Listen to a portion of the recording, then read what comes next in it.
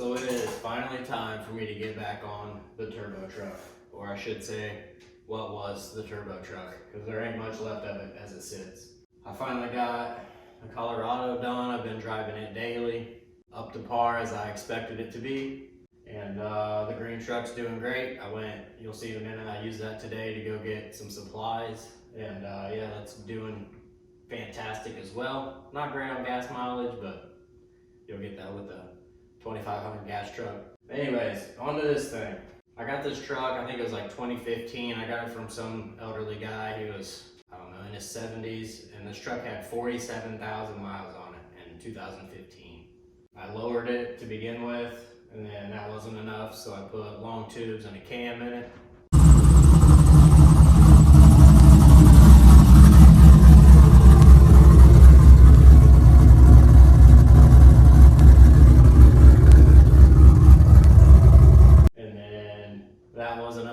So it's a 78-75 VS Racing Turbo, and it was pretty rowdy.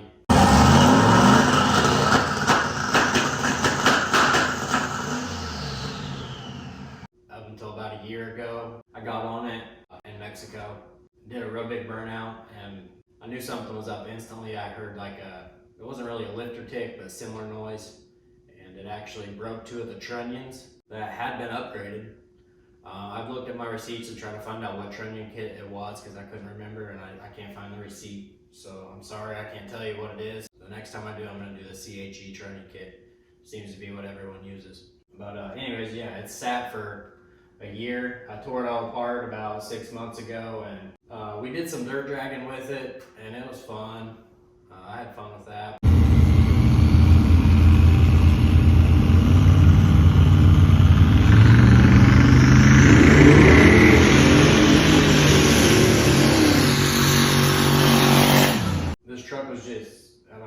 It holds value to me, even though it doesn't look like much. It looks like a piece of shit. I like this truck. I always have. I'm a fan of the silver that it was. It's gonna go back to that, but obviously the doors and everything, the hood, fenders, all that. The bed is primer now, but it's silver. So silver birch metallic is the color of it, and I like it. So it's gonna go back that color. But anyways, the dirt drag was kind of tearing it up. I ripped the roll pan off of it, and I had to redo all that, and yeah, I didn't want to destroy the truck. I enjoy dirt drag racing, but not in this truck. Maybe in the future I'll get some crappy long bed 2500 with a 6-liter and throw that turbo kit on it. But anyways, now I'm rambling. So the plan with this truck is to stock floor body drop it. I'm gonna do probably 3.5 inches so it lays really hard, and then I will make up the difference to get the rockers where I like them on the ground with shims. That's my plan, because if it's right at 3 inches is how much the frame hangs down below the rocker. So if you move the body mounts down 3 inches, it's level with the rocker. I might try to do 3 1/4 actually, but then you're just splitting hairs. But yeah, that's the plan. This is gonna be a long-term project. This isn't gonna, it's gonna take me a little while. It's gonna be a multiple episode series. Yeah, I'm gonna do 26 by 12s, I believe, in the rear, because the rear end's already narrowed. It had those 28-10-5s on it. It's been narrowed 10 inches, I think. At least 10 inches. I'll have to go back to my Mosier receipts. I think I narrowed it 5 inches on each side. So I could fit 12-inch wide wheels in there, but I don't know. I think they look kind of goofy because obviously I want a big fat lip on the outside, but I think the 12 wides look kind of goofy when you get like a 10-inch lip on them, because then obviously the back spacing is only 2 inches. But I don't know. It might be a 14 wide if I can fit them. I don't have a problem with getting the rear end narrowed more. It's just I don't want to back half this truck. I want to retain the stock frame rails. Even under the cab, I'm just going to cut off the top of the frame. I'm not going to complete full frame this truck.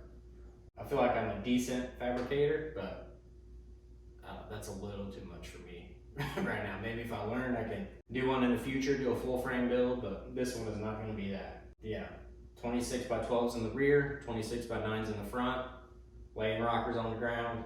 Obviously, hopefully, like AccuAir, all the fancy stuff. I want to have the app on my phone where I can control the air ride with my phone. Hopefully AccuAir. maybe airlift. There's 3P or 3H systems, pretty nice as well. So yeah, one or the other on the air management. I haven't really decided yet, but cross that bridge once I get to it. And I got a 6-liter block right there. My plan was to do a 408 stroker kit with like the Summit Pro LS. And I wanted to do twins, maybe do like twin 6970s or something like that. That's the plan.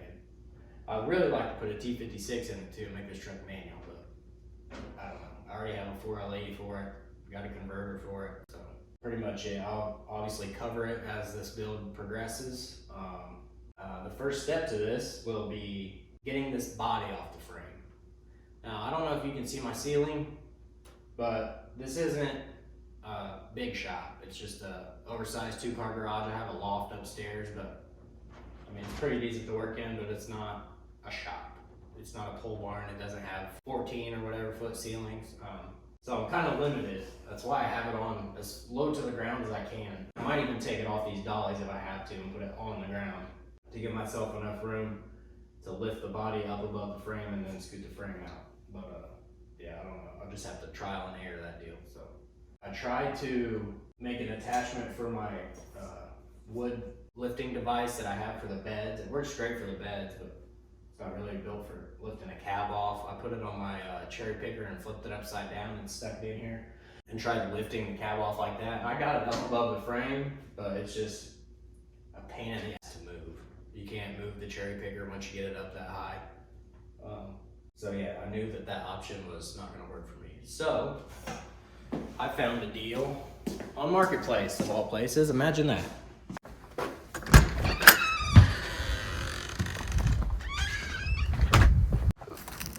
Remember I said I used the green truck today? There she is. Found a deal on this. Can't really see the wall thickness, but it's 2x4 quarter wall square tubing, and I'm gonna make like a gantry crane out of it to lift the cab off. I got this 2,000-pound hoist from Harbor Freight that it was broken right there when I got it out of the box, but it still works and everything, so I ain't gonna mess with it. But yeah, hopefully this deal does me good. I believe my dad has the same one, and I don't think he's had any issues with it. So I'm gonna get all that material unloaded from the trailer and get it in here, start measuring. And I also got some wheel casters for it. Yeah, get it in here, start measuring, see what I need to make it fit in here underneath this 8-foot ceiling. Get to lifting this cab off.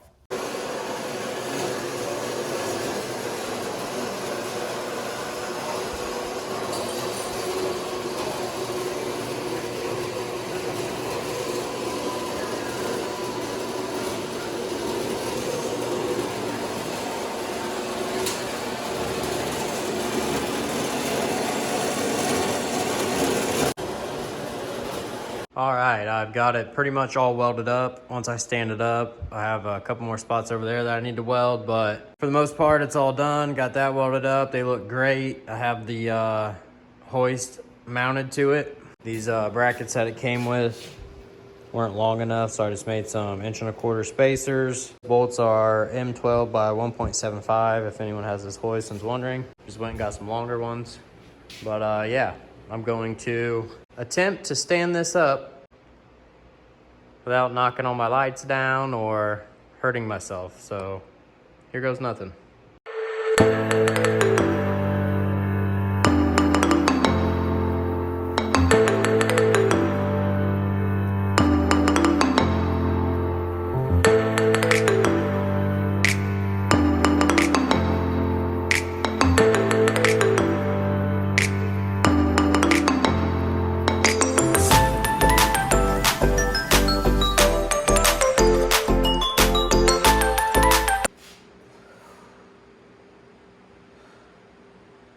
That was really stupid.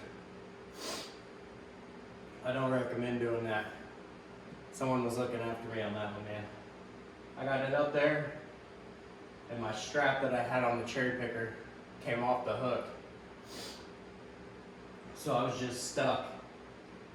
So my only option was to just push it as hard as I could, and hopefully it fell.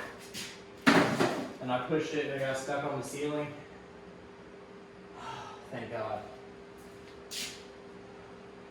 That was a close one. That was really stupid.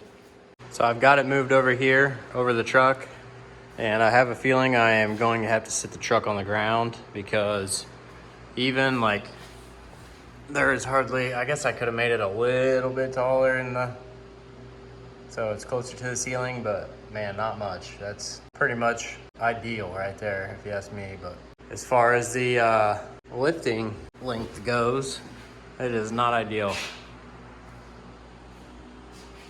I only have probably, I don't know, 8 to 10 inches to lift it up before the hoist stops. So I'm hoping that's enough to get it over like this rear body mount, and then I can just move the frame out from underneath of it. But if I drop it down on the ground, it's gonna suck. I don't know, I'll get it figured out. I'm gonna go in and get some rest, come back out here tomorrow. Standing that thing up had me scared, man. It's a little risky. I didn't anticipate it coming off the cherry picker hook. It was sketchy. I got it up there and was just holding it. And if I let go, it would either fall down and shatter the hoist or knock me out, or I could just shove it and hopefully it went through the other side. So I just hope this deal works out, because that was a lot of work to build this thing, and if it's not tall enough, really gonna suck. But yeah, like I said, get back out here tomorrow and get this body off.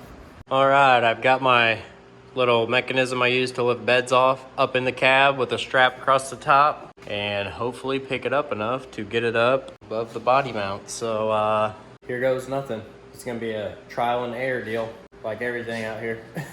Let's see what I can figure out.